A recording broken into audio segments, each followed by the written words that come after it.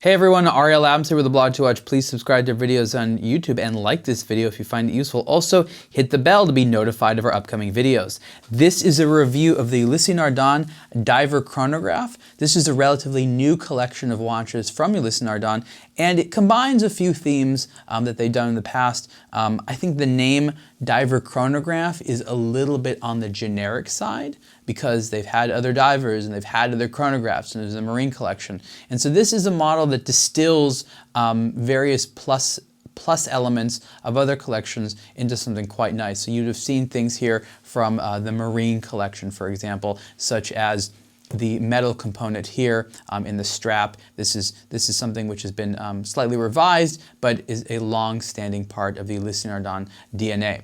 The Swiss watchmaker is very known for their bold and assertive sport watches, and this is actually quite toned down, all things compared. But it is a nice watch that has a little bit of flair. So what this is a good tool watch that is one of the most sort of toned down, straightforward tool watches that we've seen from the brand in a long time, but definitely is making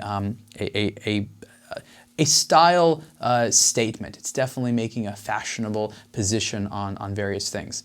This is probably the most standard version of the watch, 44 millimeters wide in titanium. It also comes in gold, and there is a limited edition version that, rather than having this black and red aesthetic, has a blue and red aesthetic, and that is a limited edition for the USA only. Typical with most Ulysse Nardin watches, or I should say all Ulysse Nardin watches, is a high level of fit and finish and detailing. This is a brand that really prides itself on sophisticated cases, and the detailing is quite well done.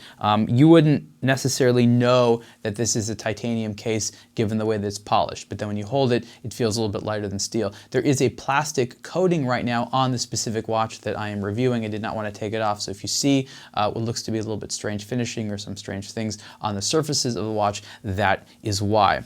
As I said, this is 44 millimeters wide, which is a little on the larger side for some wrists, but this watch does a very good job of wearing comfortably as it sort of wraps around your wrist. The lug-to-lug distance is not too high, so it's about as big as I think a lot of people want to go. Definitely the brand makes larger watches and smaller ones, but I would say in the scheme of 44 millimeter wide watches, this wears on the smaller side.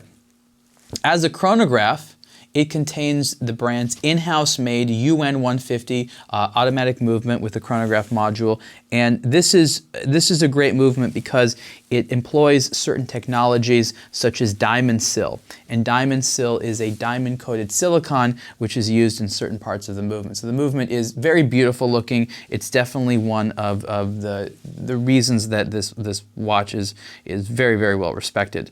I said before that the automatic mechanism, that the chronograph mechanism was a module. I'm not necessarily sure. This might be their integrated chronograph movement. I haven't spent as much time up to date on the Ulysse Nardin movements. What I do know is that their in-house made chronograph movement is a good performer. I believe this one is cost chronometer certified. They do have their own in-house certification. So Ulysse Nardin, similar to Patek Philippe, you can actually see it right there on the movement. It's basically, what do they call it? They just call it Ulysse Nardin certified, and that is because their performance standards exceed. So if this isn't cost chronometer certified, at least it would meet cost chronometer certification, because Ulysse Nardin is one of the few companies that does certification in-house. The chronograph dial is symmetrical, which I like a lot, and I like that they even made the date window symmetrical, so it's a small circular window over 6 o'clock there, and so if you're someone like me that likes symmetrical dials, you'll definitely appreciate that Ulysse Nardin did that here, and it's about as clean as you can go. Legibility is good. The rotating bezel has a lot of character to it. You can see that it's slightly sloped there, definitely a complicated design, and has a really nice, but actually surprisingly gentle, though secure, clicking action to it. And again, I think the most sort of bold and assertive part of the watch is the rotating bezel, which is actually a good thing because it's very easy for some of Ulysse Nardin's other divers' watches to go a little bit overboard in design elements for certain conservative watch lovers. So again, this is Ulysse Nardin Diver Chronograph. I'll put it back on the wrist here. I also actually realized that in addition to this very comfortable rubber strap, the watch comes on a three-link matching titanium bracelet, which I think would make for a very good look.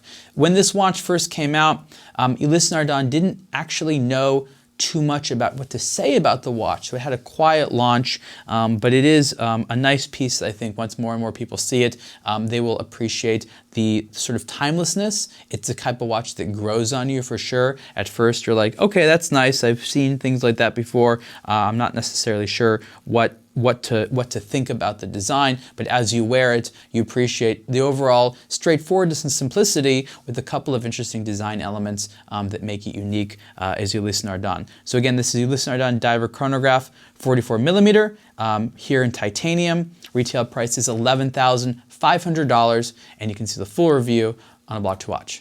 Thanks.